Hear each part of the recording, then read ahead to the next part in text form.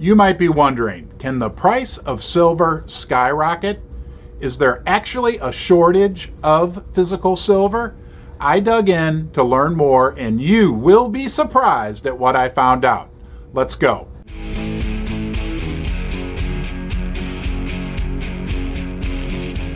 No discussion about silver is complete unless you start with demand. Who's using silver? Let's start out with industry. Electronics, electric vehicles, solar panels, just to name a few, are generating increasing demand for the shiny white metal. Next, you can look at investment demand, the second largest source of demand for silver. Have you tried to buy some silver lately at your local coin shop? It's hard to find. Investment demand on the retail side has been significant, and as we move forward, I believe we'll see more institutional interest in purchasing silver as an investment vehicle. And let's not forget about that huge short interest at the COMEX. I don't understand all the mechanics behind that, but apparently there's a huge amount of paper silver that's traded in a massive short position on silver.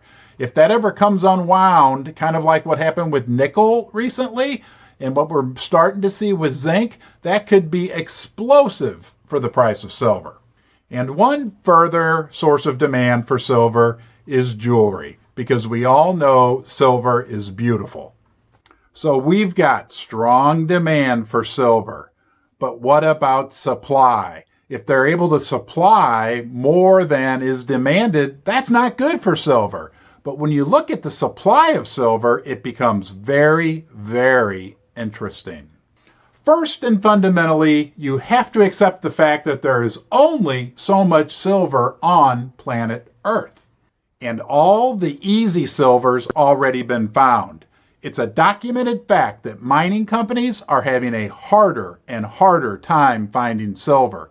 And only 30% of the annual silver production comes from primary silver producers. They just are having a hard time finding new silver deposits. The remaining 70% of production comes from other metals, byproduct from other metal mining, such as copper or lead. And that's also decreasing because the nature of the deposits that are being mined now for copper and lead don't contain as much silver. And what about investors? Do you think they'll be happy to sell their silver when the price goes up and add to the supply? I don't think so. Have you seen these guys at Wall Street Silver? I mean, people, when they buy silver, they want to hold on to it.